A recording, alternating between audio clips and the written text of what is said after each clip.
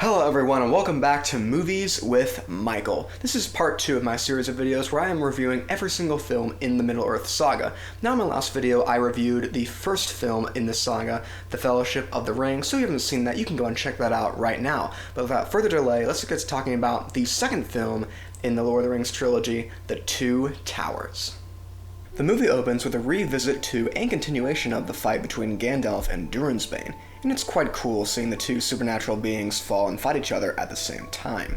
From this scene though, a new viewer could pick up that Gandalf is going to affect the story going forward despite being gone, even when you realize that you are watching a dream Frodo is having. Rather quickly, while Frodo and Sam are trying to make their way through Mule, the creature Gollum finally catches up. Gollum is not only played so well by actor Andy Serkis, but also serves as a landmark when it comes to visual effects and making the character come to life. We'll talk about how another actor used similar technology in a different trilogy in the franchise later. Anyway, Frodo, against the wishes of Sam, decides to use Gollum as a guide to help them get into Mordor, and Gollum promises on the ring that he'll keep his word to Frodo. We'll see how that goes later. Meanwhile, Merry and Pippin are being delivered to Saruman by the company of Uruk-hai and other orcs, while being tracked by the three hunters, Aragorn, Legolas, and Gimli. The first few shots of our three hunters show them running across the hills of New Zealand, which already set this film as going at a faster pace, as opposed to Fellowship.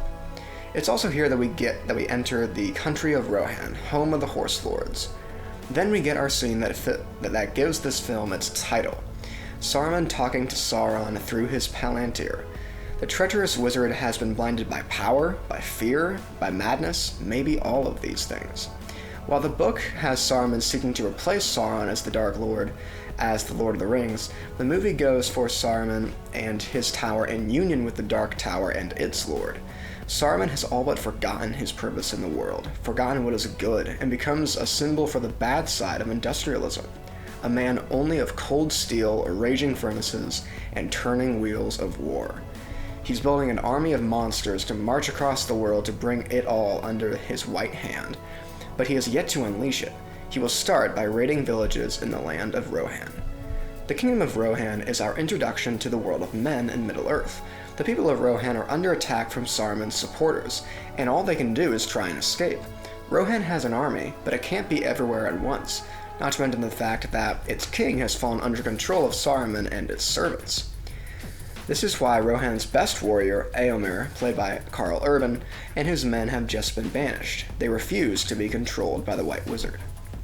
The three hunters quickly come across the banished horsemen who just came from slaughtering the company of orcs that had captured Merry and Pippin. This scene is from the book, and I think it's really good because it shows the character of Éomer and is the spoken explanation of the gloominess that has come over Rohan. Éomer explains that they had piled the carcasses of the camp and burned them, but he believed they had left none alive. When the three hunters are investigating the camp, Aragorn notices different things on the ground. This was a good way to show his experience and skill as a hunter in how he was able to figure out that their friends escaped. I'm going to discuss Treebeard and the Ents later. The Dead Marshes were an interesting scene because they have some more stuff with how Frodo and Gollum relate to each other. We have Frodo falling into the water and seeing the spirits of the fallen warriors, but I think the most rewarding part of this scene is when the Nazgul shows up riding the Fell Beast, because keep in mind, this is the first time we've seen a Nazgul since they were swept away in the first film, so most of the audience has thought they were dead this whole time. Soon the three hunters find Gandalf the White in Fanghorn Forest, and they hear the end of his fight with Dourif. I think this scene and the next couple of sequences with Gandalf do a good job at showing the immortal side of the character and his task of contesting the dark powers of the enemy, as well as reminding the audience that Aragorn is a problem that Sauron cannot ultimately ignore. The scene where Frodo, Sam, and Gollum are arriving at the Black Gate, while in the first film the task of getting into Mordor was talked about being difficult, this is what shows that. It shows the audience how hard it really is to get into the land of the enemy. Anyway, Gollum tells Frodo that he knows another way to get into Mordor, so against the wishes of Sam again, Frodo follows Gollum's lead. Our four characters, Gandalf, Aragorn, Legolas, and Gimli, ride to Edoras, the capital city of Rohan, to free King Theoden from Saruman's spell. The different scenes with the character of Éowyn that we see here and throughout the film, really set up her depressing view on life as well as her situation. Her cousin has just been killed, her brother has just been banished, and her uncle, the king's mind is lost. Éowyn has repeatedly been isolated in different ways from the men in her life, so meeting Aragorn kind of fills that void in her heart, or so she thinks. She sees him as the hope for her and her people, but this gets confused with her own romantic feelings she has towards him. This is the visual contrast to the long, invested, and thought-out romance between Aragorn and Arwen that we've seen some of so far. I think it's great that they showed Éowyn's crush on Aragorn in an annoying way on purpose to tell you without telling you which romance you should root for. In that way, you kind of feel bad for Éowyn, I guess, but I really like where they took her character in this film and the next, especially when it came to repairing her relationship with Theoden.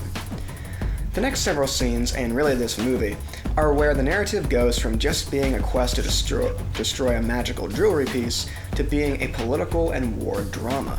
As Gandalf and his three companions enter the King of the Golden Hall's courts, it can be noticed that the king's advisor, Wormtongue, has thugs on his side to keep up his false agenda, while those loyal to Rohan don't know what to do and are just going along with it. Gandalf, more powerful now than ever, is able to draw out Saruman and reveal the infiltration of the king's court and free Theoden from his curse. The false advisor is thrown out of the hall for the king to kill him, but is then set free to return to his master. After the funeral for his son, Theoden must decide what to do about Saruman's recent raids on the outskirts of his nation. He decides to evacuate the capital and move to the fortress of Helm's Deep. Knowing this is a bad move, Gandalf leaves to find Éomer and his men to assist the king. Unfortunately for the people of Edoras, their action is ratted out by Wormtongue, and Saruman sends his warg riders to cut them off before they can get to their refuge. The next few scenes with Frodo, Sam, and Gollum do more to show how the ring has gotten to Frodo and how he's becoming more distant from everyone. But the next scene shows the two sides of our Hobbit's guide, the mischievous and clever Smeagol and the sadistic and treacherous Gollum. Smeagol tells Gollum to leave, and he does, for a little while anyway. We then see Sam taking the rabbits that Smeagol has caught and cooking them. This is a little scene where we see the first real interaction between Smeagol and Sam, with eating preferences. Our characters quickly spot a garrison of Haradrim with their Oliphants that is then attacked by a group of hooded figures. These are Gondorian Rangers, led by Faramir, played by David Wenham. And him and his men capture our characters before they can escape. On the road to Helm's Deep, Aragorn contemplates his decision to quietly end his relationship with Arwen, because he has accepted at this point his fate as compared to hers. Although he wishes he could argue with her father about it, he understands Elrond's wishes for his daughter not to eventually join him in death. Aragorn is willing to let Arwen be away from all harm if it means he can never be with her again. At this time, Saruman's wargs catch up to the people of Edoras and a battle ensues, during which Aragorn is dragged off a cliff. Our characters think their friend has died and continue on to the fortress. We end up seeing Aragorn again shortly because he didn't actually die, but we do have a scene that shows Arwen starting her journey to the harbors to leave Middle-earth for the Undying Lands, and how she wants to stay and wait for Aragorn so much. I will say the films really feature the character of Elrond a lot more, and this is a great way to add more to his character. He doesn't want his daughter to die, but he also has lost a lot of his hope in destroying Sauron, and that's why Galadriel asks him, are we really going to leave these people at the mercy of our enemy, or are we going to do something about it? This is when Frodo and Sam don't only learn that their captor is their companion Boromir's brother, but also that their companion was killed. The next scene is one that I wish was in the theatrical cut for several reasons. It shows a more book-accurate Boromir, it introduces Faramir's damaged relationship with his father, it shows that Boromir didn't want anything even remotely to do with the ring, and it tells the audience Faramir's motivation for even bringing Frodo and Sam along to Osgiliath later in the film. Faramir doesn't want to bring the ring to Gondor because of its power. He's doing it because he wants to impress his father, and the ring used this to its advantage. Meanwhile, Aragorn arrives at Helm's Deep to share the news about Saruman's approaching army of 10,000 Uruk-hai. Theoden decides to prepare every able-bodied man, and even some older children, for battle against the army of Isengard. Aragorn recommends that Theoden call for aid, but Theoden reassures Aragorn that they are alone in their conflict. The film spends a long time building up to the Battle of Helm's Deep, but not nearly as long as it takes for the Ents to decide on anything at all, especially when it comes to whether they're going to join the fight or not. The shepherds of the forest are extremely slow and old in their speech. With this, Tolkien was not only poking fun at the Oxford professors he worked with, but also pointing at the people and groups in war that think they can just stay out of the fight and be safe forever because it's not their war. Tolkien isn't happy with the Ents, and neither is Merry Brandybuck. Merry knows the Ents can help his friends and is furious at them for taking hours on end to only say a few words to each other. Merry knows what is at stake, but he's the only one among the people he's with at the moment that does. I know that a host of Lothlorien elves arrived to assist the Rohirrim at Helm's Deep, but in the book this didn't happen. They did this to show that Elrond and the other elves still cared about mankind.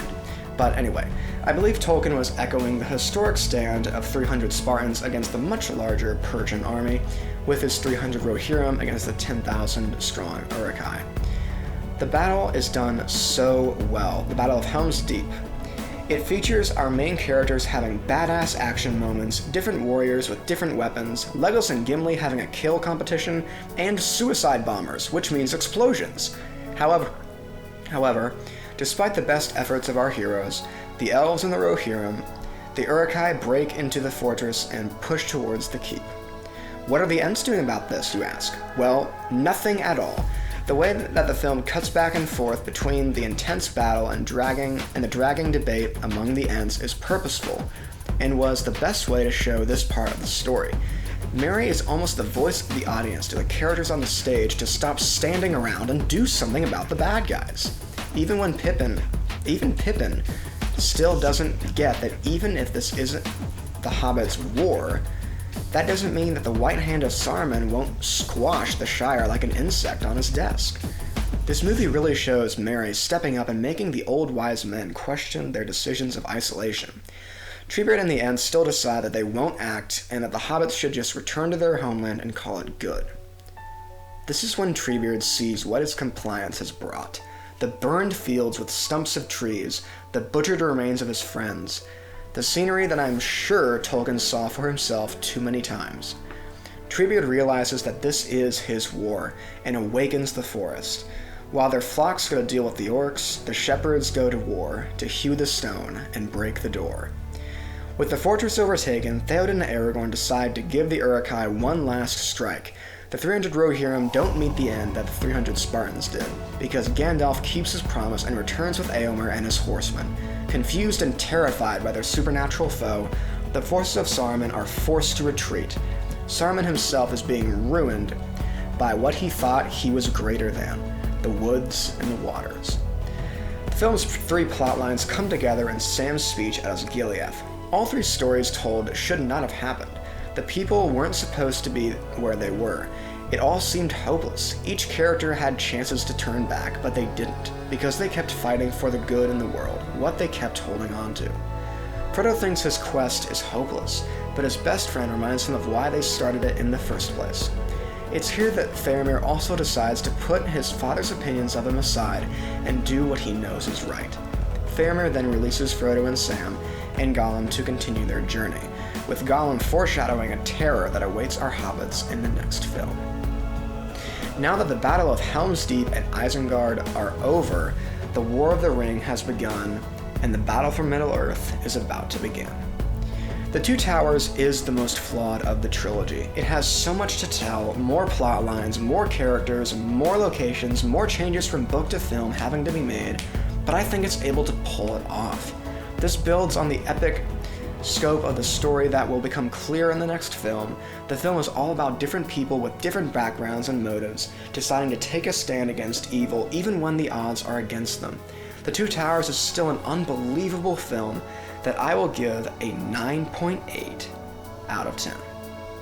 With that, folks, thank you all so much for joining me today. If you've made it this far, please remember to leave a like on this video and subscribe for more content about movies. That's all for now, and I'll see you all next time.